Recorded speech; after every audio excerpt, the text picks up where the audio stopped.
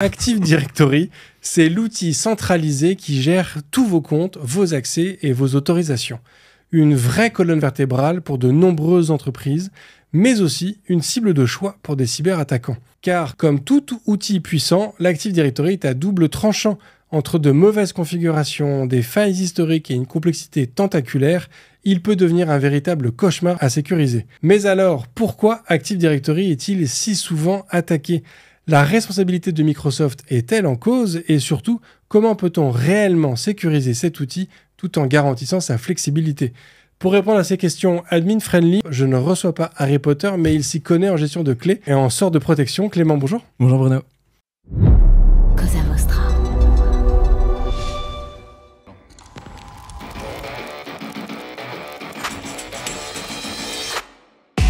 Bonjour, je suis Bruno Soulès, je suis un dev, D-E-V, pour différents, extraordinaires et visionnaires.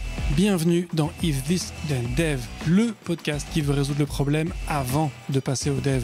Chaque semaine, je recevrai un expert pour décoder un sujet ou une tendance de notre formidable métier d'artisan du numérique.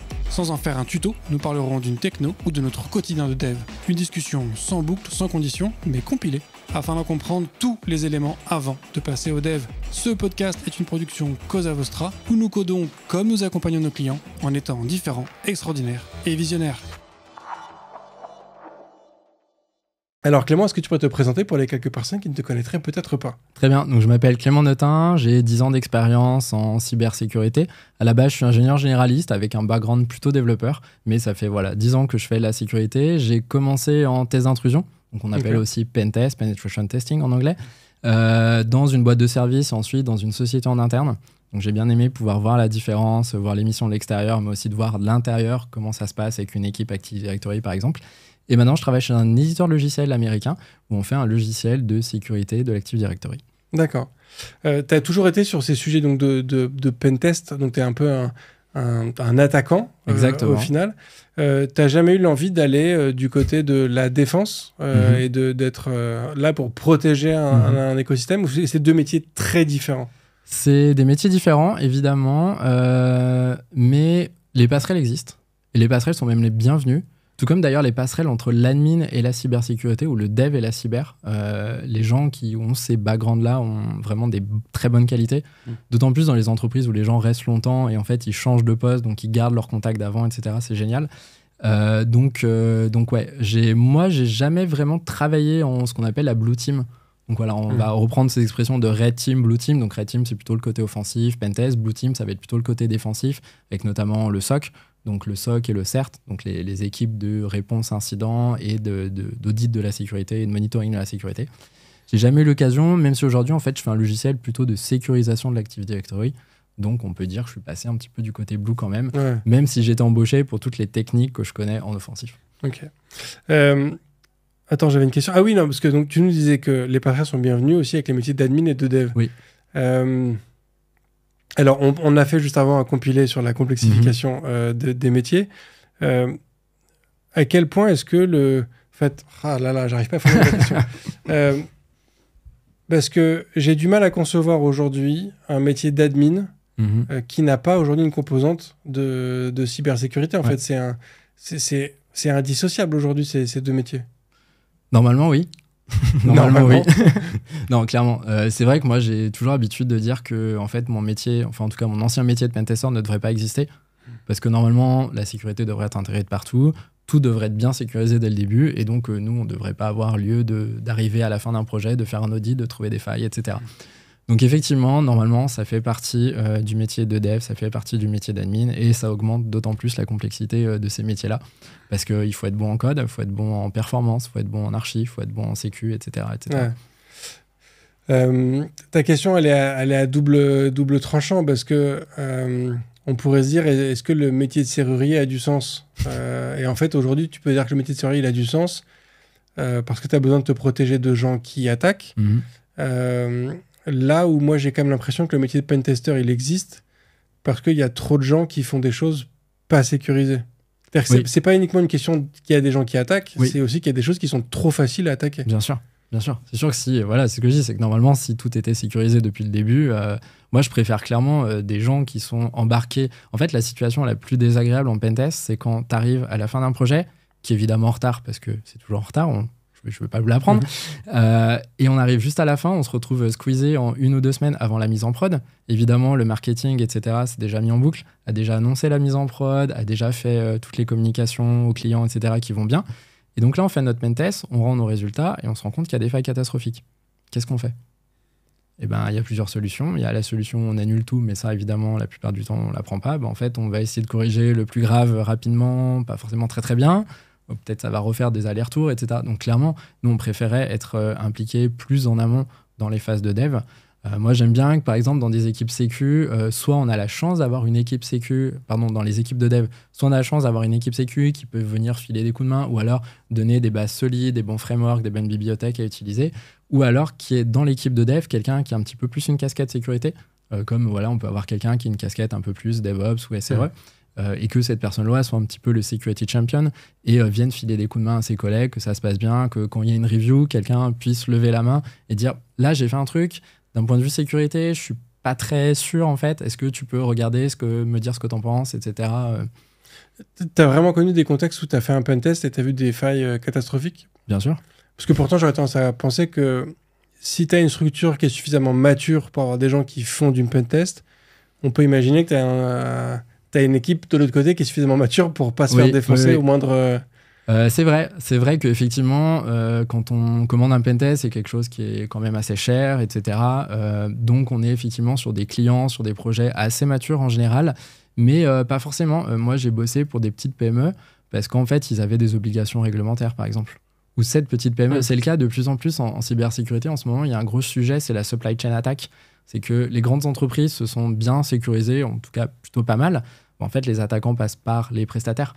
Et par exemple, il y a eu des cas de ransomware ou de fuite d'informations qui impactaient une certaine entreprise. Et en fait, c'était un portail, par exemple, de partage de fichiers qui avait été mis en place par un prestataire pour échanger, etc. Donc, en fait, la sécurité va se déporter sur ces petites entreprises.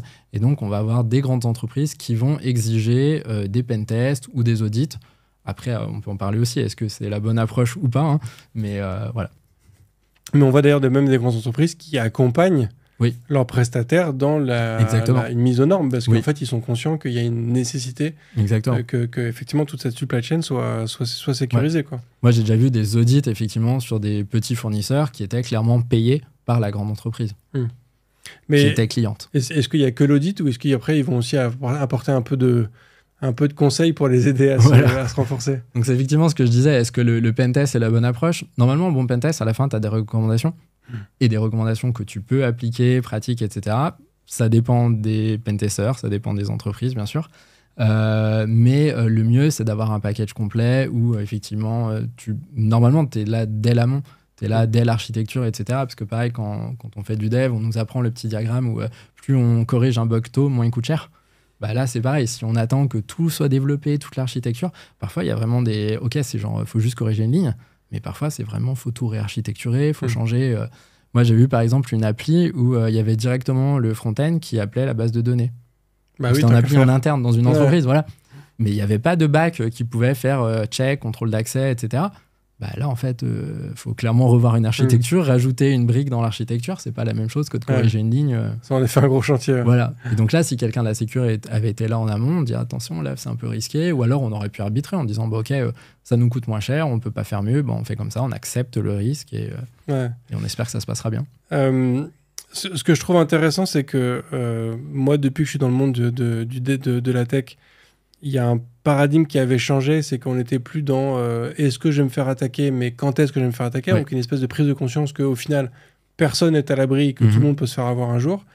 Et j'ai reçu à ce même micro, il y a quelques mois maintenant, le général Tisser, qui est l'origine du com cyber de l'armée française, et qui a évoqué un step d'encore après, c'est qu'il y a maintenant, c'est quand est-ce qu'on saura qu'on s'est fait attaquer. C'est-à-dire qu'il y a aussi le fait que tu peux t'être fait attaquer et tu peux mettre 6 mois à t'en rendre compte, en fait, sans le savoir. C'est que tu as des systèmes aujourd'hui qui sont tellement vastes que des gens peuvent se cacher partout. Quoi. Oui. Ah, clairement, c'est vrai que c'est très difficile. C'est pour ça que je disais souvent, il y a ce triptyque en sécurité, la prévention, mais il y a aussi la détection et la réaction. Parce qu'on sait qu'on peut avoir fait une prévention super béton, en fait, on sait qu'on n'est jamais 100% sécure. C'est comme quand on conduit sa voiture, on a beau faire attention, on a quand même une assurance, on a quand même les airbags, on a quand même tout ça. Cet aspect détection, il est vraiment clé, mais pareil, c'est vraiment des budgets supplémentaires, c'est une compétence en plus, des ressources en plus, etc. Et après, savoir réagir. C'est bien de détecter des attaques. On a des entreprises, on a eu des cas dans l'histoire où... En fait, ils avaient des systèmes de détection, il y a une attaque, c'est souvent... En fait, la plupart du temps, c'est un partenaire, souvent, c'est de notifications externes. Alors maintenant, avec les ransomware, les groupes de ransomware contactent en direct les gens, donc ils sont au courant. Mais avant qu'il y ait un petit peu tout ça, souvent, en fait, c'était d'autres entreprises ou d'autres entités qui signalaient aux victimes qu'elles étaient victimes. Ouais. Et donc là, c'est ensuite savoir, OK, j'ai une alerte, comment je réagis ? Qu'est-ce que je fais ? Comment j'essaie d'endiguer tout ça ? Est-ce que c'est trop tard ? Est-ce qu'on peut rattraper ? Et comme je disais tout à l'heure... Donc moi, j'ai commencé une nouvelle mission dans un nouveau contexte où il y a quand même une culture de la cybersécurité qui est quand même hyper élevée. Et j'ai pu constater à plusieurs moments en fait qu'il y a c'est une vraie gymnastique intellectuelle qu'il faut avoir en permanence. Et tu vois, on se faisait une réunion de delivery où on voit en fait une augmentation d'un coût d'un service sur GCP de manière un petit peu, tu vois, mais pas... Okay, et direct, il y a un de mes collègues qui a comme réflexe de dire on va peut-être juste checker si c'est pas quelqu'un qui a trouvé une faille qui nous aspire de la donnée, en fait, peut-être qu'il y a une surconsommation. Et en fait, je me suis dit oui, c'est une évidence qu'il fallait se poser la question, quoi. Mais c'est une métrique toute simple, mais ça marche très très bien. Donc mais tu vois, ça montre cette c'est des réflexes qui sont pas qui sont pas natifs et qu'on n'apprend pas à l'école, en fait. Ouais. Pas tout le temps. Pas tout le temps. Ouais. C'est vrai que moi, je suis intervenu dans des missions où, en fait, les gens en interne, on vient faire notre pentest, etc. On met nos petits costumes, cravates, enfin, de moins en moins, mais voilà. Et en fait, les gens en interne, ils savent souvent, la plupart, déjà les problèmes. Moi, j'ai déjà vu des admins qui m'ont dit regarde ça, parce que malheureusement, ils n'étaient pas... Après, c'est l'organisationnel, mais malheureusement, ils n'étaient pas écoutés. Et s'il y a quelqu'un d'autre qui a 10 ans de moins, mais qui arrive avec son petit et qui est bien payé, etc., qui dit il y a ce problème-là, ils seront davantage écoutés. Ouais. Donc ça arrive comme ça aussi des missions d'audit qui sont un petit peu téléguidées. Ouais, du coup, en fait, il y a des choix qui ont été faits à un moment, un peu contre l'avis de la personne qui était en charge du truc, quoi. Exactement. Ouais. On se voit, alors du coup, aujourd'hui, pour parler surtout de la sécurisation de l'Active Directory, qui est un point particulier. Je pense que tout le monde connaît l'Active Directory, mais juste pour être sûr, tu nous fais un petit refresh déjà de à quoi ça sert. Ok. Alors, à quoi ça sert ? Déjà, Active Directory dans donc Microsoft, normalement, Microsoft Active Directory pour faire plaisir au marketing Microsoft. Donc, c'est une techno Microsoft basée sur un certain nombre de protocoles. Le directory, c'est annuaire. Donc, déjà, c'est un annuaire.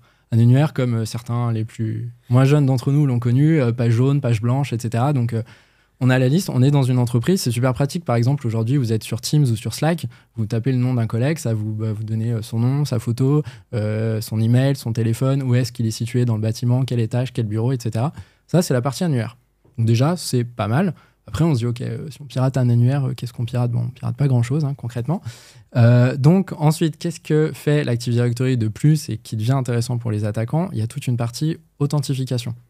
Parce qu'une fois qu'on a des gens dans cet annuaire, on va se dire, en fait, on va aussi gérer leur mot de passe, on va aussi leur permettre de se connecter. Donc, en fait, dans un Active Directory, il y a toute la partie AD, donc avec les serveurs, ce qu'on appelle les contrôleurs de domaine. Donc, AD, c'est vraiment le concept, mais après, il y a vraiment des serveurs qui font tourner ce truc-là, cette base de données, etc.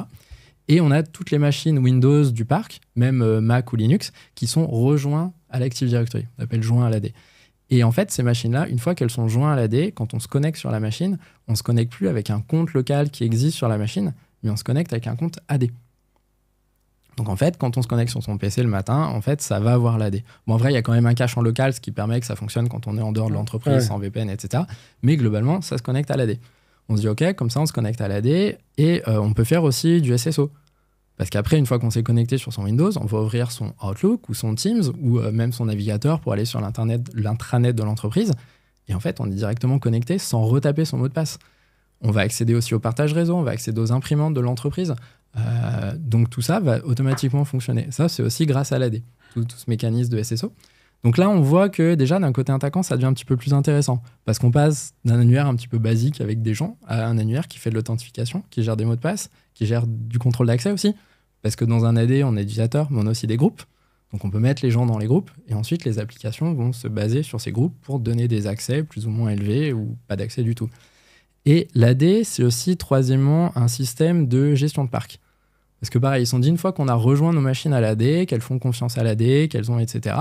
Avant, je pense que les administrateurs, en fait, les ordinateurs arrivaient dans l'entreprise et ils devaient configurer les ordinateurs un à un. C'était un petit peu lourd. En fait, maintenant, on joint les ordinateurs à l'AD et automatiquement, ils vont récupérer leur configuration. Donc, les administrateurs vont faire ce qu'on appelle des GPO, donc des Group Policy Objects. Et ces GPO, en fait, vont déployer des paramètres, déployer des logiciels, etc., même de manière forcée. C'est-à-dire que certains paramètres, par exemple, si vous êtes sur un Windows d'entreprise et que vous avez certains paramètres qui sont grisés, c'est parce qu'en fait, ils ont été poussés par un administrateur, par GPO, et l'entreprise a dit, non, c'est pas à toi de désactiver cette option de sécurité, par exemple. Ok. Et donc là, ça devient encore plus intéressant pour un attaquant parce que ça veut dire que si on compromet l'AD, donc comme je disais avant, on peut faire plein de trucs, on peut usurper l'identité de tout le monde, on peut faire ce qu'on veut déjà dans l'entreprise. Et là, on peut aussi prendre la main sur tous les Windows de l'entreprise. Ou déployer un soft qu'on a envie sur tous les PC. Et on parle des PC, mais on parle aussi des serveurs. Donc c'est pour ça que l'AD, c'est, comme tu le disais, à double tranchant parce que c'est un outil très puissant à la fois pour les administrateurs, mais c'est aussi très puissant pour les attaquants. Ok. Et donc, c'est ce qui en fait aujourd'hui un des premiers vecteurs d'attaque. Exactement. C'est le bon terme ou pas? Ouais, très bien. Ouais. Mais alors, du coup, si c'est aussi central, on pourrait imaginer qu'une grosse entreprise comme Microsoft en a fait quelque chose de sécurisé aussi. On peut imaginer. En fait, ce qu'il faut se dire sur l'AD, c'est que c'est quelque chose qui a 20 ans, plus de 20 ans. Donc, ça date à peu près, Windows 2000, donc les années 2000, donc plus de 20 ans aujourd'hui. Donc, c'est un système qui est ancien, qui a vécu. À cette époque-là, il y a 20 ans, la sécurité, c'était pas la même chose qu'aujourd'hui. On n'avait pas les mêmes exigences, on n'avait pas les mêmes attaques. Et c'est un système comme Microsoft. On peut dire beaucoup de mal de Microsoft, mais ils sont très bons sur un truc, c'est la rétrocompatibilité. Comme des gens qui vont dire, vous pouvez prendre un logiciel, même un jeu qui tournait sur Windows XP, aujourd'hui sur Windows 11, ça va à peu près marcher, quoi. Sur l'AD, c'est pareil, c'est que l'AD est un système qui a évolué depuis plus de 20 ans dans des entreprises. Il y a vraiment des domaines AD qui ont été créés dès le début et qui ont vécu au fur et à mesure pendant tout ce temps et qui fonctionnent aujourd'hui. Ils n'ont pas réinstallé, ils n'ont pas recréé from scratch leur AD. Donc Microsoft ne peut pas se permettre de casser un certain nombre de trucs, surtout que c'est un système on-prem. Donc pareil, aujourd'hui avec Windows 10, Windows 11, ils ont de plus en plus de télémétrie qui remonte, mais sur l'AD, ça reste une boîte noire pour eux. Donc s'ils veulent mettre en place un paramètre, ils ne savent pas en fait. Ils ne savent pas si ça va impacter du monde. Ils ne savent pas si... Voilà. Donc ce qu'ils font par exemple, c'est qu'ils vont déployer... Donc ça veut dire que potentiellement, dans le monde, il y a des boîtes qui tournent sur un Active Directory qui a été installé il y a 10 ans et qui n'a jamais été mis à jour. Même 20 ans. Ok. Voilà. Alors après, c'est intéressant que tu parles de mise à jour parce que, donc comme je disais, sur l'AD, il y a vraiment ces composants qui font tourner la machine. C'est les contrôleurs de domaine, c'est des serveurs Windows Server. Même d'ailleurs, on peut faire ça avec Linux, avec Samba. Dans Samba, qui fait les partages, on peut aussi monter un AD et l'administrer avec des produits Microsoft. Et en fait, cet AD, j'ai perdu mon fil. On parlait, tu parlais des mises à jour. Et du fait qu'il y a encore des systèmes qui sont maintenus. Exactement. Donc, effectivement, je parlais des contrôleurs de domaine. En fait, ces contrôleurs de domaine, c'est des Windows Server. Donc, il faut mettre à jour ces Windows Server. Donc, c'est très bien de les mettre à jour. Sauf qu'en fait, ça va corriger vraiment ce qu'on va appeler des failles de sécurité, des défauts de programmation de Microsoft. Donc, qui ont des numéros CVE, par exemple. Vous avez entendu parler des CVE sur les vulnérabilités. Tout ça vont être corrigés par le patch Tuesday. Le problème, c'est que tous les défauts de configuration, et en fait, la plupart des problèmes dans l'AD, ce sont des défauts de configuration. Parce que c'est un système super flexible, trop flexible. Souvent, on va se tirer une balle dans le pied ou faire des choses trop permissives. Et ça, Microsoft ne peut pas le corriger et ne souhaite pas le corriger pour ne pas casser des choses. Donc, ça veut dire que la majorité des systèmes, en fait, qu'aujourd'hui, qui sont faillibles parce qu'en termes de configuration, mais du coup, ça reste des configurations. Ça, que tu le casses pas pour les existants, j'entends, mais tu peux à ce moment-là faire que pour les nouveaux. Il y a des configurations par défaut qui sont un peu plus sévères. C'est vrai. Alors ça, c'est vrai qu'ils ont travaillé un petit peu là-dessus récemment. Ils ont augmenté pas mal de choses, mais ça reste quand même un système qui, de base, n'est pas très, très renforcé. Voilà. Parce que ça reste du coup plus flexible et c'est un peu plus appétant. Ils sont en train d'évoluer, je pense qu'on pourra peut-être en parler à la fin. On pourra parler d'Entra ID, par exemple, donc la version, pour faire simple, cloud de l'AD. Et dans Entra ID, ils ont un mécanisme de security defaults, par exemple, où une entreprise qui commence sur Entra ID, par défaut, ils mettent security defaults, et en fait, ça va activer tout un tas d'options de sécurité. Donc comme ça, de base, ils partent bien. Et après, on peut les débrayer si on veut, et voilà, on accepte la responsabilité, on prend en charge la sécurité soi-même et les impacts qui vont avec. Mais de base, on a des systèmes qui sont quand même bien plus sécurisés que ce qu'ils arrivent à faire sur l'AD. Et du coup, ça permet de faire le choix sciemment.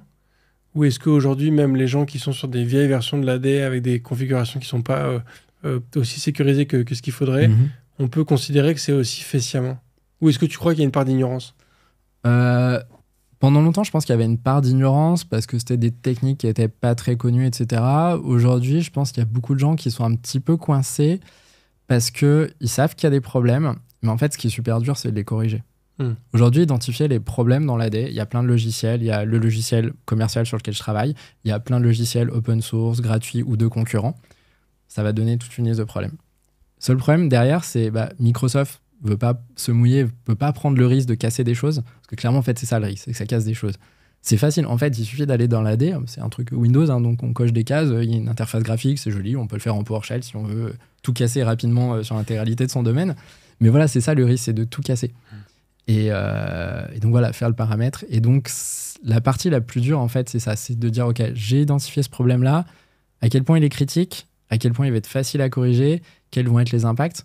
Moi, j'ai vu, par exemple, des comptes de service. Parce que voilà, on parle de comptes d'humains. Voilà, pendant très longtemps, on a obligé les gens à renouveler leur mot de passe, etc. On peut en débattre. Aujourd'hui, c'est plus la reco, d'ailleurs. Mais sur les comptes de service, on a des vieux comptes de service qui traînent. Et en fait, moi, j'ai clairement eu des clients qui m'ont dit, ouais, on sait qu'il y a ce compte de service-là, son mot de passe est tout nul, super facile à deviner, on lui a mis le maximum de privilèges sur l'AD, mais en fait, ce compte, on ne sait plus où il est, on ne sait pas à quoi il sert, on ne sait pas sur quelle machine, ou alors on sait où il est, mais on ne sait pas où est-ce qu'il faut le changer dans la configuration, dans la base de données. Et donc, en fait, ils sont vraiment coincés et ils savent qu'il y a un problème, mais ils ne peuvent pas le corriger. C'est fou. C'est fou. Est-ce que les failles aujourd'hui qui sont connues et exploitées sur l'Active Directory, est-ce que c'est des failles qui sont simples à exploiter ou est-ce qu'on est quand même sur un niveau de complexité élevé? En fait, la question c'est est-ce que c'est pas aussi que Microsoft est victime de son succès en fait, que l'Active Directory il est présent dans plein d'entreprises, donc forcément ça donne envie à plein de gens de le décortiquer dans tous les sens. C'est sûr. C'est le même débat sur le nombre de virus sur Windows versus Linux ou Mac. À l'époque où il y avait personne sur Linux ou Mac, il n'y avait pas de virus parce que ça intéressait personne. Aujourd'hui, ça commence à monter. Effectivement, comme tu le dis, c'est un système aujourd'hui où, en plus pour les attaquants, ça vaut le coup d'investir. Parce que tu montes en compétence sur Active Directory, sur les outils offensifs de l'AD, forcément tu vas être capable de pirater 90% des grandes entreprises sans problème. Et comme on dit d'ailleurs, on parlait de simplicité, dans le monde du pentest, globalement, quand on fait un pentest, il faut être admin de domaine au moins la première journée de la mission, voire avant midi. Okay. Voilà. Parfois, on mange un peu plus tard, mais souvent, on mange à midi. Ouais. D'accord. Donc, voilà, le niveau augmente quand même ces dernières années. Donc ça fait quelques années que j'ai plus fait de pentest AD. Mais ça reste facile, du coup. Ça reste facile. Les outils sont là, les techniques sont pas très compliquées. L'avantage, par contre, pour les défenseurs, c'est que des nouvelles techniques, il n'y en a pas tant que ça qui sortent. Donc, en fait, aujourd'hui, les techniques sont bien connues, sont bien maîtrisées. C'est pas, il y a quelques années, c'était un petit peu compliqué parce qu'il y a quand même eu plein de nouvelles failles, plein de nouvelles techniques qui se sont enchaînées. Mais là, ça s'est un petit peu tassé. Je ne sais pas si c'est parce que le système a atteint sa maturité de défaut de sécurité ou si, au final, les chercheurs sont plutôt allés s'intéresser à d'autres systèmes comme Entra-ID ou même d'autres technos ou d'autres secteurs de la cybersécurité. Mais voilà, c'est quand même bien tassé. C'est vrai que souvent, on nous demande c'est quoi les dernières failles? En fait, c'est la même chose qu'il y a comme en sécu applicative. On en parlait tout à l'heure. Les XSS, les injections SQL, ça reste d'actualité. Il y en a de moins en moins, mais ça reste d'actualité. Et en fait, ça fait 10, 20 ans que ça existe et le problème n'est pas réglé. Mais est-ce que tu vois, ces failles relativement simples à exploiter, effectivement, une demi-journée, c'est quand même très court. Est-ce qu'elles sont facilement corrigibles? Ou est-ce que même si on met tous les potards à fond, au final, en une journée et demie, c'est torché pour vous? Non, c'est le problème, c'est que c'est pas facilement corrigeable. Ok. Ouais, clairement. Alors parfois ça l'est. C'est vrai que sur une entreprise, par exemple, qui a jamais eu de telles intrusions ou qui a eu la chance de jamais eu de ransomware, qui s'est jamais intéressé, on va avoir quelques low-hanging fruits, des trucs faciles à corriger, qu'on va pouvoir corriger. Mais la plupart du temps, ça va être assez compliqué. Parce que ça demande un grand niveau de technicité ou parce qu'il y a des impacts dans les corrections qui font qu'il faut revoir beaucoup de choses? Les deux, ouais. Sur la technicité, on va être quand même assez accompagné. Donc aujourd'hui, on a quand même cette chance-là en ligne d'avoir plein de ressources qui existent. Normalement, dans ces logiciels d'audit qu'on va utiliser, ça va vraiment nous expliquer la vulnérabilité, pourquoi, comment un attaquant l'exploiterait, quelles sont les méthodes pour la corriger, etc. Donc, c'est un petit peu de technicité pour la comprendre, pour la corriger. Mais après, c'est vraiment en fait les impacts que ça peut avoir.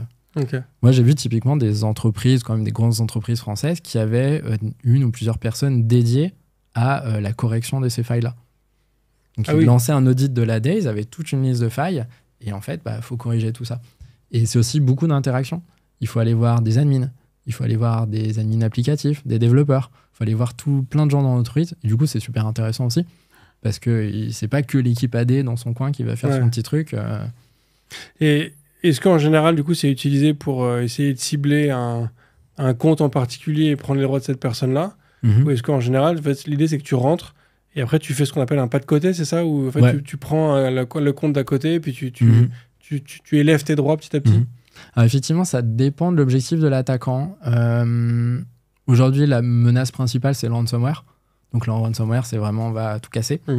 D'ailleurs, déjà, si on casse l'AD, ça va mettre à mal bien l'entreprise. Parce qu'il y a de plus en plus de choses qui dépendent de l'AD. Donc, si l'AD ne marche plus, ça plein de trucs qui marchent. Et si les gens ne peuvent plus aimer leur ordinateur, voilà, ils peuvent plus se connecter, ils ne peuvent plus envoyer de mails, ils ne peuvent plus interagir les uns avec les autres. Des applicatifs, même si on a de l'industriel ou des choses comme ça, on peut avoir des chaînes de production si elles sont reliées à l'AD, ou alors on ne sait plus quoi produire, le RP ne marche plus, etc. Donc déjà, casser l'AD, c'est déjà un problème. Attends, juste parce que tu nous parles de chaîne de montage. C'est-à-dire qu'on peut avoir même, genre, je sais pas, une usine de voitures avec tous les robots qui sont sur la chaîne, qui sont entre guillemets pilotés par... Pas directement, mais ça peut, on peut avoir des Windows, ou alors ça peut être juste en fait le RP, et donc en fait la chaîne de production va fonctionner, mais les gens ne sauront plus quoi produire. Donc on va produire des trucs par défaut, on peut avoir des entreprises où il y a des systèmes industriels qu'on ne peut pas arrêter par exemple, là on va produire des choses, on va les stocker, puis on espéra qu'un jour ça corresponde à la demande d'un client. Donc voilà, déjà casser l'AD, ça peut faire pas mal de mal. Après il y a l'espionnage aussi. C'est vrai qu'en fait, le ransomware, tu disais tout à l'heure, il y a plein de gens qui, à une époque, fallait quand même sensibiliser. Moi, quand j'ai commencé il y a 10 ans, il fallait quand même sensibiliser les gens, leur dire attention, vous pouvez être ciblés. Tout le temps, les gens nous disaient ouais, mais on n'est pas la NASA, on n'est pas l'FBI, personne nous en veut. Voilà, on fabrique des pneus, on fabrique des yaourts, personne nous en veut, voilà, on ne va pas nous attaquer. Aujourd'hui, avec le ransomware, on n'a plus besoin de sensibiliser. Parce que voilà, t'es une entreprise, t'es solvable, tu fais du chiffre d'affaires, t'es ciblé, et t'auras une rançon en fonction de tout ça. Donc il n'y a plus besoin de sensibiliser là-dessus. Donc vraiment, le ransomware, ça a vraiment servi pour ça. Mais ça a vraiment caché toute la partie espionnage. Il y a l'ANSSI, notamment, donc l'Agence française de cybersécurité, qui a régulièrement rappelé en disant « Ok, le ransomware, c'est bien, c'est aujourd'hui une bonne partie de nos missions, mais en fait, ils font aussi beaucoup de contre-espionnage. » Donc voilà, tout ça avait du vol de technologie, du vol de données personnelles, qu'on en France, ça peut être de la déstabilisation aussi. Et ça, pour revenir du coup sur ta question, là, on peut utiliser l'AD de manière beaucoup plus subtile, beaucoup moins bourrine. Je vais prendre l'AD pour casser tout le parc. Effectivement, comme tu disais, ça peut permettre de grenouiller, de passer d'un compte à l'autre, etc. Et même parfois de devenir admin du domaine, ce qui est un peu le Graal du pentest, où on va dire ça y est, je suis admin du domaine, j'ai pété l'AD. Pas forcément en fait. Si je veux faire de la manipulation de cours boursiers, par exemple, voilà, donc l'entreprise va publier ses résultats au marché tous les trimestres. Il y a des gens qui ont les résultats avant. Il y a le directeur financier, il y a les gens qui font les relations analystes, les gens qui vont déployer ça sur les différents portails de presse sous embargo jusqu'au moment de l'annonce officielle. En fait, ces gens-là, ils ont les résultats avant. Si je rentre dans l'AD et que je vais juste aller voir ces gens-là, j'ai accès aux documents et j'ai pas besoin de péter tout l'AD, de me faire reconnaître. Voilà. Ouais. Dans un cadre légal, bien sûr, quand je dis je. Bien sûr, on est bien d'accord. C'est assez... je trouve ça assez fascinant. Pour creuser un peu sur l'aspect technique, ça ressemble à quoi? C'est quoi le type d'attaque qu'il y a pour aller attaquer un Active Directory? Alors, il y a plein d'attaques intéressantes. Dans les trucs les plus classiques que les gens peuvent comprendre sans problème, c'est tout ce qui va être brute force sur les mots de passe. Voilà, donc du brute force. Ça peut être assez simple, ça peut être du brute force. En fait, tout le monde s'imagine qu'on va brute forcer un compte et qu'on va tester tous les mots de passe sur un compte. Sauf que dans l'AD, il y a un mécanisme de verrouillage, sauf si bien sûr l'entreprise l'a désactivé. Voilà, tout est réglable dans l'AD. Donc ça sert à rien de bourriner un compte parce qu'on va le verrouiller et puis voilà. On peut faire ce qu'on appelle, là c'est un petit peu plus subtil, du password spraying. Password spraying, c'est qu'on se dit, ok, dans l'entreprise, il y a forcément quelqu'un dont le mot de passe c'est Toto 1, 2, 3, 4. On va prendre tous les utilisateurs de l'AD et on va tester Toto 1, 2, 3, 4 sur tout le monde. Ça tombe. Ouais. Ça dépend ce qu'on veut. Ça, c'est typiquement ce qu'on va faire quand on arrive dans une entreprise ou quand un attaquant arrive dans une entreprise qui n'a pas déjà accès à un compte AD. Vraiment, il est en anonyme, il n'a aucune information. La première étape, c'est d'avoir au moins un compte. En fait, une fois qu'on a un compte dans l'AD, on peut... Ouais. Comment tu fais déjà, ne serait-ce que pour connaître tous les noms de users? Parce que déjà, normalement, tu peux pas faire un LS sur le... Ouais, c'est une bonne question. L'AD, c'est un LDAP derrière. Par exemple, il y a une option pour mettre du LDAP anonyme. Okay. Et donc, il y a certains AD qui sont configurés pour que quelqu'un qui arrive, parce qu'on se dit, c'est un annuaire, on est à l'intérieur de l'entreprise, on est sur notre réseau local, on est entre amis, gens de confiance, on laisse le LDAP ouvert. Donc là, effectivement, c'est facile. On peut faire du brute force. On peut se dire, OK, si on est dans une grande entreprise, on peut brute forcer un petit peu des noms et des prénoms. Et donc, avant de brute forcer les mots de passe, on va déjà brute forcer les identifiants. Okay. On peut aussi être sur le réseau. Quand on est sur un réseau local, comme ça, les Windows, ils échangent un petit peu. Ils disent, et quand ils essaient d'accéder à des choses qui ne sont pas dans le DNS, par exemple, ils vont faire des requêtes sur le réseau local. On dit, coucou, est-ce que serveur 123 est là? Et le pirate, il est là, il est sur le même réseau, il dit, ouais, je suis là, viens. Et là, la personne vient se connecter, pouf, on chope un login, on chope un dérivé de mot de passe qu'on peut craquer aussi. D'accord. Donc, mais c'est une bonne question. C'est vrai que... donc voilà. Et on va faire password spraying. Et ça peut être aussi si on a, par exemple, on a déjà un premier compte dans l'AD. Par exemple, s'il y a eu un phishing ou l'ordinateur de quelqu'un qui est compromis, là, on peut énumérer l'AD et récupérer tous les logins et ensuite aller casser, essayer de faire password spraying. Ok. C'est fou. Et donc, une fois que tu as réussi à choper un accès, comment est-ce que tu peux réussir à élever tes droits? Alors, ou en tout cas, choper le compte de quelqu'un d'autre. Enfin, ouais. tu vois, je sais pas quelle est la mécanique, quoi. Par exemple, pour continuer sur le brute force, il y a un autre truc dans l'AD, c'est qu'il y a un protocole de Kerberos qui permet de faire l'authentification. Donc, il y a NTLM, Kerberos. NTLM, faut arrêter, c'est mal. Kerberos, c'est bien, mais dans Kerberos, par exemple, quand on demande à accéder à un service, on va demander un jeton d'accès à ce service. Ce jeton, il va être émis par l'Active Directory et il va être chiffré avec le compte de service du service. Et donc, en fait, en tant qu'attaquant, on se retrouve avec un ticket qui est obscur parce qu'il est chiffré. Sauf qu'on peut, du coup, offline, faire ce qu'on veut.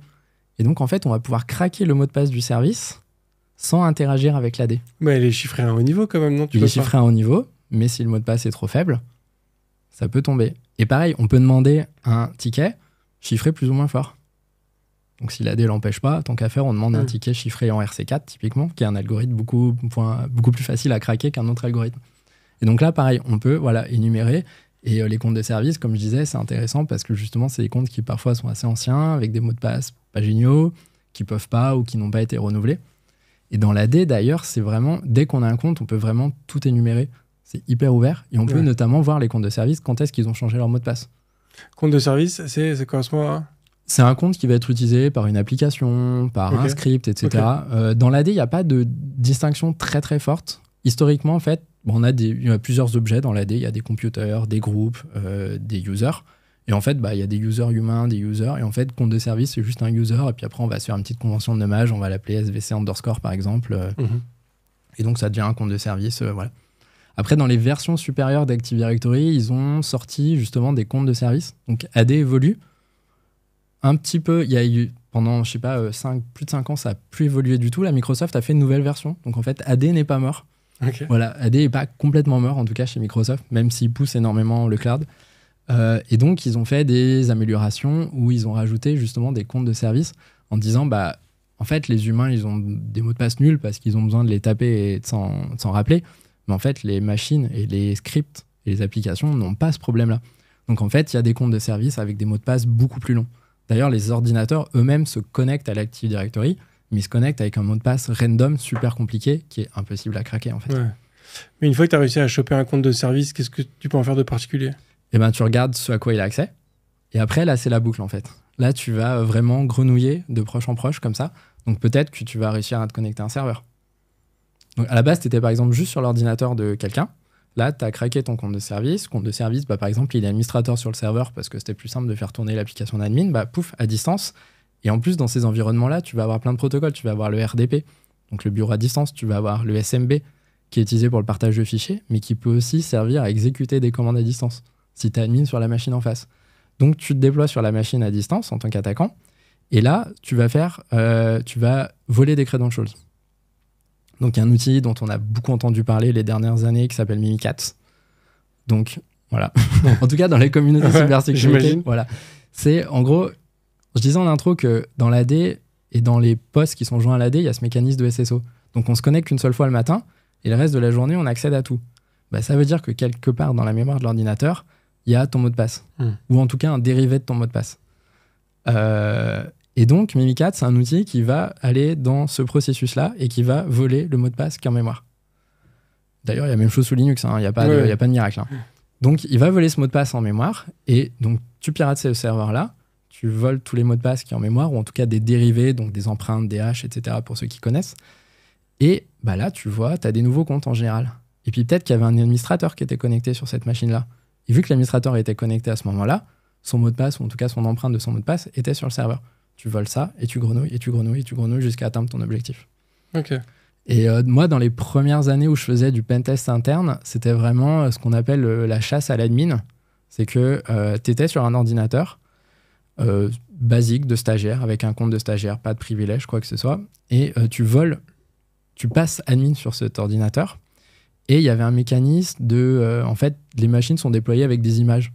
Donc l'entreprise va faire une image, vraiment, ils vont configurer le Windows bien comme il faut, ils font une image, et ensuite ils dupliquent cette image sur tous les ordinateurs. Et donc, il y a un administrateur local sur cette machine-là. Donc, quand on se connecte, il y a les comptes AD, mais il y a aussi un compte local sur la machine. Le compte local, c'est le même sur toutes les machines. Donc, une fois qu'on a trouvé une faille localement sur le Windows ou dans un logiciel qui a été installé, on élève ses privilèges, on vole ce mot de passe, en tout cas, on vole son hash, et ensuite, on fait ce qu'on appelle un pass de hash. C'est qu'on va ensuite pouvoir se connecter à n'importe quel autre ordinateur, vu que c'est le même admin, c'est le même hash, et on peut se connecter à n'importe quel ordinateur. Bah, qu'est-ce qu'on fait? On regarde sur tout le réseau où sont connectés des admins du domaine. Tiens, il y a l'ordinateur de l'admin de domaine. Pouf, on va sur son PC, on vole lui-même son mot de passe et ça y est, on a admin de domaine. Ouais. Quitte à se connecter à tous les ordinateurs, et puis il y a un moment tu vas... Il y a des gens qui font ça aussi. Il y a des gens, effectivement, ils font un script et puis ils arrosent tout le parc. Et chaque machine va dumper tous ses mots de passe, ils font ça bien. En plus, ils créent un share, un partage réseau sur leur machine d'attaquant. Et toutes les machines vont en fait se dumper leur mot de passe, venir déposer dans le dossier. Et puis après, en fait, ça devient plus du big data de j'ai collecté trop de données dans mon pentest et je sais pas quoi en faire. Et... Ce qui est fou dans ce que tu décris, c'est qu'on sent que c'est quelque chose d'hyper automatisable, mine de rien. Et ben, c'est une très bonne chose. C'est que je vais parler quand même d'un truc. En fait, quand je vous disais là, quand je te parle de on rebondit comme ça, de proche en proche, et en fait, on chope un accès, on continue, etc. En fait, il y a eu un gros changement dans l'Active Directory il y a quelques années et dans la sécurité de manière générale. C'est le passage en fait au modèle graph. Avant, on avait cette liste. On disait, OK, quels sont les trucs critiques dans mon entreprise? Et on faisait une liste et on sécurisait les 10 trucs qui étaient en haut parce qu'on ne pouvait pas faire le reste. Et ensuite, il y a des gens qui se sont dit, mais en fait, on peut faire un graphe. On dit, quelqu'un, il n'a pas de privilège. Mais en fait, il est dans un groupe qui lui-même est dans un groupe qui a accès à un dossier dans lequel il y a un fichier qui contient les identifiants pour se connecter. Et tu vois, en fait, comme ça, tu commences à construire un graphe. Et en fait, il y a des gens vraiment qui ont créé des outils-là. Donc, il y a Microsoft qui a fait des travaux de recherche il y a très longtemps. Ensuite, il y a des Français, dont un des fondateurs de l'entreprise que j'ai rejoint il y a quelques années. Et ensuite, des Américains qui ont fait des logiciels. Donc, par exemple, Bloodhound, le logiciel américain le plus connu qui est open source. Et vraiment, il va récupérer toutes les informations dans l'Active Directory sans privilège. Donc, des informations que n'importe qui peut récupérer. Il va aussi se connecter à tous les ordinateurs. Parce que pareil, même si tu n'es pas admin sur un ordinateur, tu peux savoir qui est admin sur cet ordinateur et qui a des privilèges dessus. Et donc, comme ça, tu réénumères tout ça, tu mets ça dans une base de données graph, donc Neo4j, pour ceux qui connaissent, par exemple. Donc, tu mets tout ça dans Neo4j, et après, tu lui fais faire de la recherche de chemin. Tu lui dis, donne-moi un chemin entre moi et l'admin de domaine. Il va te dire, tu fais ça, ça, ça. Et pour revenir sur ta question, effectivement, il y a des gens qui ont automatisé ça. Parce qu'en fait, t'as plein de flèches. Chaque flèche, chaque relation correspond à une technique.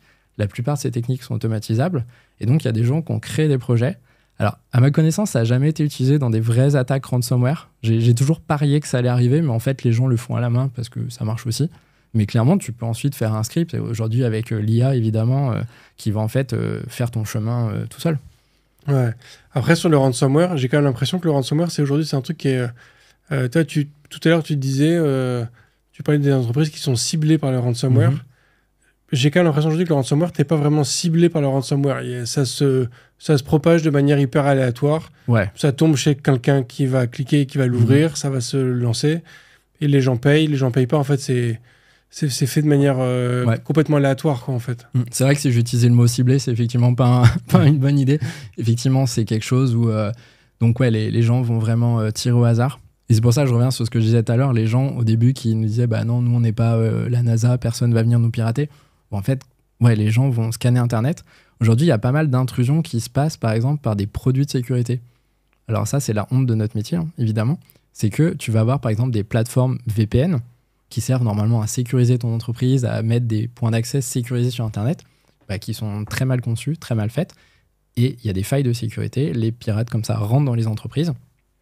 Et tu as aussi une professionnalisation où tu as des gens qui vont rentrer, qui vont déployer, qui vont faire de ce que je disais sur l'Active Directory, qui vont passer admin du domaine et qui ensuite revendent ces accès. Oui, c'est-à-dire que ce qui est assez fou dans la technique que tu signales, il n'y a aucune alerte nulle part d'un truc en train de se passer. C'est-à-dire qu'au final, c'est juste quelqu'un qui est en train d'essayer de s'authentifier et qui à un moment y arrive. C'est ça, voilà. Si tu regardes bien, si tu fais ce qu'il faut, etc., tu peux trouver, il y a des produits, notamment le produit sur lequel je travaille, qui fait de l'analyse de ce qui se passe dans l'AD et d'autres concurrents évidemment. Mais tu peux réussir à trouver des signaux faibles, mais c'est assez difficile. Ouais. Et il faut activer des options supplémentaires pour avoir tous les logs dont tu as besoin, parce que par défaut, tes logs vont être... ça log par défaut un AD et un contrôleur domaine, ça log pas grand-chose et pendant pas très longtemps. Et sur un domaine qui vit bien, genre d'une grande entreprise, ton truc, toutes les 5 minutes, il est effacé. Ouais. Donc si tu fais pas ton analyse 5 minutes après l'attaque, c'est mort. Et donc tu pars un attaquant qui a un compte admin chez toi, qui garde au chaud pendant X années, qu'il utilisera peut-être un jour, mais peut-être pas, sans que tu le saches, quoi. C'est ça. Ça dépend s'il veut faire du ransomware ou plutôt de l'espionnage. Et donc ces logs dont tu parles là, qui disparaissent extrêmement vite, est-ce que dans une démarche de forensics, comme on dit, est-ce qu'il y a quand même un moyen après d'aller détecter que tu as été corrompu? Alors effectivement, le mieux dans ce cas-là, c'est de toute façon sur les contrôleurs domaine, même si tu mets les curseurs au maximum dans ton AD, tu as quand même une taille limitée qui en fait va, dans une grande entreprise, pas représenter grand-chose. Donc en fait, tes logs, il faut les externaliser dans un SIEM. Donc par exemple, même si vous connaissez Splunk, par exemple, les éditeurs connaissent Splunk, c'est un système qui existe, qui permet de gérer ces logs, qui est utile à la fois en dev, en admin et aussi en sécu. Il y en a d'autres, des SIEM, il y a Elasticsearch, etc., bien sûr, pour en citer plusieurs.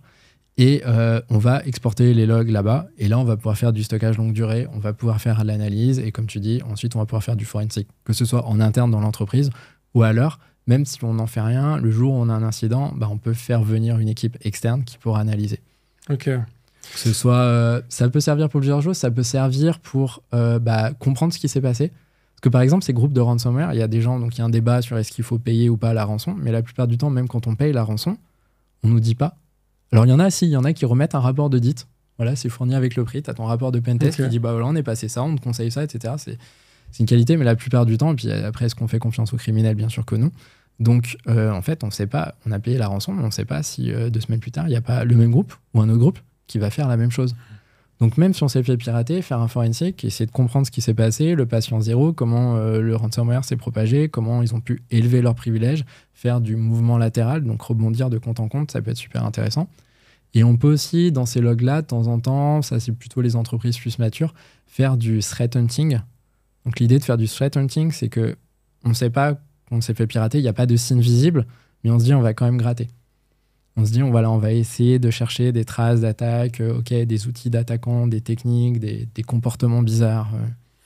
Mais là, du coup, ce qui est difficile, c'est que...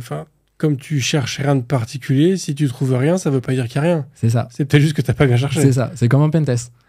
En pentest, si tu rends copie blanche, c'est que soit c'est sécurisé, soit tu es mauvais. Oui. Ou t'as pas travaillé. Ouais, en effet. Avant de parler, du coup, peut-être de l'avenir, on va dire, de l'Active Directory, parce qu'on peut imaginer qu'il y a quand même une volonté de sécuriser les choses. Il y a d'autres systèmes de directory qui existent au-delà de celui de Microsoft. Est-ce que celui de Microsoft, c'est celui qui a le plus de failles ou est-ce que c'est juste celui qui est le plus attaqué et donc le plus de failles connues? Ouais, je pense qu'effectivement, c'est le plus attaqué, donc le plus populaire, donc le plus attaqué, le plus répandu, et aussi celui qui a le plus de fonctionnalités. Tu vois, tu parles d'annuaire, effectivement, tu vas avoir des annuaires qui font juste annuaire simple, comme je disais au début, juste page jaune. Tu vas avoir des annuaires qui vont faire juste du LDAP, donc tu peux faire l'authentification, mais tu vas pas forcément faire de la gestion de parc avec. Donc l'AD, le fait que aussi tu aies toutes ces fonctionnalités-là, ça rend l'AD encore plus juteux pour un attaquant. Ouais, j'imagine. Est-ce que du coup, il y a une volonté de décommissionner l'activité territoriale à un moment tu as parlé de la solution cloud, dont j'ai oublié le nom, qui n'est pas Azure, mais qui est... Avant, qui s'appelait Azure AD, Ok. et qui maintenant s'appelle Entra ID. Ok. L'idée, c'est de décommissionner Active Directory pour eux, à un moment, tu crois? Alors effectivement, Microsoft, globalement, sur les dernières années, ils ont énormément poussé le cloud. Donc voilà, que ce soit sur la partie infra, les serveurs, Windows Server, etc. Même Windows Server, ils disent faites tourner vos trucs dans le cloud, chez Azure, etc. Donc c'est vraiment une grosse politique de Microsoft que d'inciter les entreprises à aller dans le cloud. Ça a suivi avec Azure AD. En fait, Azure AD, je vous dis AD, ça a une vingtaine d'années, ça date des années 2000. Azure AD, ça date de 2008. En fait, c'est sorti en même temps que Azure. Je pense que historiquement, ils se sont dit, OK, on sort Azure, on va sortir aussi Office 365, etc. En fait, on a besoin d'un système d'authentification. Donc, ils se sont dit, tiens, on va mettre un système d'authentification dans le cloud. Et tant qu'à faire, on va aussi le donner à nos clients pour qu'ils puissent s'en servir. Donc, Microsoft, pendant très longtemps, ils ont dit cloud, cloud, cloud, cloud. Et donc, vraiment, il ne se passait plus rien sur l'AD. En fait, sur l'AD, tu avais une nouvelle version avant de l'AD avec chaque nouvelle version de Windows Server. Donc, tu avais Windows Server 2008, 2012, 2016, 2019, 2022, 2025. Et il ne s'est rien passé, en fait, depuis 2016. Donc, il y a eu 2019 qui est sorti, rien sur l'AD. 2022, rien sur l'AD. Donc, on se dit, c'est vraiment Microsoft a clairement abandonné l'AD. Et là, 2025 qui sort, serveur 2025, qui font, tiens, on a un nouveau AD 2025. Donc, on voit que Microsoft se réintéresse. Après, moi, j'ai vu des sources sur Internet qui disaient que c'est une équipe de 10 personnes. Hein. Ah oui. Donc voilà, c'est pas grand monde. Mais est-ce que c'est des sources fiables ou est-ce que... Je sais pas, voilà. Ouais. Mais globalement, on voit que ça évolue très très peu et ils ont déjà tout le support à faire. Il y a quand même des problèmes. Ils font aussi quand même des corrections. Ils font des évolutions, que ce soit sur les protocoles Kerberos par exemple. Ils continuent de travailler ils poussent de plus en plus sur l'arrêt de NTLM. Donc voilà, ils rajoutent des trucs dans l'AD, etc. Donc il y a quand même des gens qui travaillent sur l'AD. C'est un produit qui est encore officiellement supporté par Microsoft. Mais il y a quand même une grosse volonté de passer sur Azure AD et maintenant Entra ID. Ok. Pour sécuriser l'AD, en fait, il faut être hyper formé, hyper entraîné. Enfin, c'est un métier à part entière quasiment maintenant. Ouais, clairement. Mais qui peut être tout à fait... De toute façon, dans toutes les grandes entreprises, il y a des admins AD qui sont dédiés. Et aujourd'hui, je pense qu'ils ne peuvent pas faire leur travail sans faire aussi de la sécu AD. Ok, je vois. Là où ça devient compliqué, c'est pour les plus petites entreprises ou même pas entreprises. Quand on voit, je sais pas, on voit le collège d'à côté, on voit la caserne de pompiers, par exemple. C'est des gens qui ont un AD parce que c'est super pratique. Mais en fait, ils ont personne à la cyber. Ils ont même pas quelqu'un à l'informatique, en fait. Ils ont quelqu'un qui fait la maintenance une fois de temps en temps. Pour ces gens-là, c'est hyper difficile. Et pour ces gens-là, par exemple, le cloud, ça peut devenir intéressant parce qu'on peut avoir de la gestion par Microsoft, des paramètres, etc. Ouais. Ce que tu me disais aussi en préparation, que je trouve effectivement, alors, je sais pas si c'est rigolo, mais en tout cas, c'est qu'il n'y a pas de staging sur les territoires. Soit c'est en prod, soit ça n'existe pas. Ouais. Quoi. Tu peux avoir du staging, donc il y a des entreprises quand même qui ont un AD bis à côté pour s'entraîner, faire des tests, etc. Mais en fait, ce staging-là, il va jamais être connecté au reste de l'entreprise. Donc en fait, toute cette adhérence entre les utilisateurs, les postes de travail, les serveurs, les applications, avec ton vrai AD, tu les auras pas sur ton AD de staging. C'est difficile de créer un environnement virtuel. Sauf si tout le monde est super carré et que tout le monde a aussi des applications de staging et les connecte correctement à l'AD de staging, etc. Mais moi, j'ai rarement vu des trucs aussi bien faits. Et parce qu'il faut les faire se comporter comme des... Enfin, ça commence à être assez lourd. Quoi. Donc effectivement, tu fais ta modif et après, tu croises les doigts... Après, Microsoft, ils font quand même des trucs récemment. Ils ont dit, avant de casser les choses, par exemple, ils ont dit, là, ce paramètre-là, on vous annonce que progressivement, on va le renforcer. Et en fait, dès aujourd'hui, on vous commence à activer le paramètre, mais en mode audit. Donc, il ne va pas bloquer un truc bizarre, il ne va pas bloquer ce qu'il est censé bloquer. Par contre, dans les logs, il va te dire, attention, j'ai vu telle machine ou tel compte tenter de faire ce truc que dans 6 mois, potentiellement, on va bloquer. Mais après, pareil, il faut des gens qui soient derrière, qui regardent ça, qui soient au courant, qui regardent, qui disent « Ok, il y a ce truc-là », qui ensuite aillent voir « Ah tiens, tu es administrateur ou tu es développeuse de telle application, faut que tu changes la pratique, faut que tu changes ça, etc. » C'est le souci des logs, hein. C'est que si personne ne les regarde, exactement. ça sert à rien. Quoi. Exactement. Très bien. Ensuite agit dessus. Top. Merci beaucoup Clément pour cette discussion.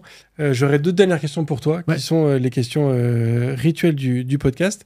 La première, c'est est-ce qu'il y a un contenu que tu souhaiterais partager avec l'ensemble des auditoristes ? Ouais, alors effectivement, il y a pas mal de ressources sur la sécurité de l'AD. Donc le premier qui me vient en tête, c'est adsecurity.org. Donc c'est un blog qui date depuis il y a pas mal d'années, mais qui suit vraiment la sécu AD. Après, il y a plein de blogs de personnes ou d'entreprises. De toute façon, je t'ai donné les liens. Je pense que tu les mettras dans les show notes. Effectivement, on mettra tout ça, tout ça en lien. Et dernière question, qui est la question de loin la plus importante de ce podcast. Est-ce que tu es plutôt espace ou tabulation ? Alors, par obligation, espace. Quand on fait du YAML, quand on fait du Python, c'est un peu plus la convention. Mais j'aime bien tab. J'aime bien tab parce qu'en fait, on peut laisser le choix aux gens dans leur IDE de configurer la taille qu'ils veulent. Et voilà, on met un tab et voilà, chacun fait ce qu'il veut. Mais j'ai l'impression que espace, c'est, je sais pas, sur tes auditeurs et les gens qui passent ici, c'est quoi la proportion ? En fait, de plus en plus, les gens me disent je laisse mon IDE décider. Ouais. Mais c'est vrai que souvent, en fait, je m'en rends même pas compte. Et oui, j'ai l'option qui va bien et j'appuie sur la table et il se passe quelque chose de bien. Quand tu as commencé en disant que ton contexte faisait que tu étais obligé de faire de l'espace, j'ai cru que tu allais nous révéler que sur un aspect de cybersécurité, l'espace était mieux que la tabulation. Je me suis dit, il y a une faille qu'on n'aurait jamais envisagé. Ça me paraît pas probable. Mais je vais réfléchir, mais là, comme ça, non. Pareil, je pense que ça serait compliqué. Top. Merci beaucoup, Clément, pour tout ça.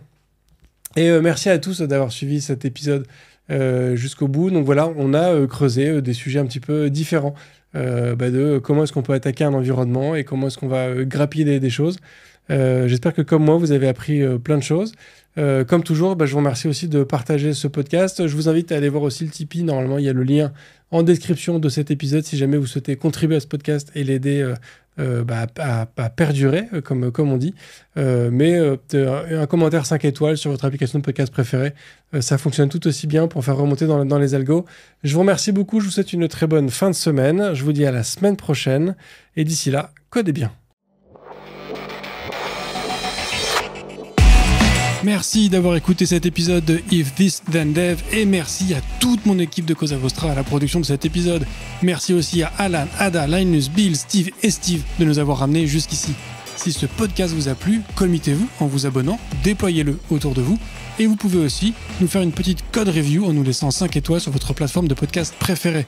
La conversation continue bien sûr avec vous sur Twitter, LinkedIn, Facebook, Instagram, chacun sa techno, @ifthisdendev ou @bibear, BIBEAR. Vous retrouverez aussi tous nos épisodes sur notre site ifttd.io. Et enfin, si vous avez besoin d'une agence pour vous accompagner ou si vous souhaitez rejoindre une équipe tech passionnée et passionnante, écrivez-moi sur bruno@cosavostra.com.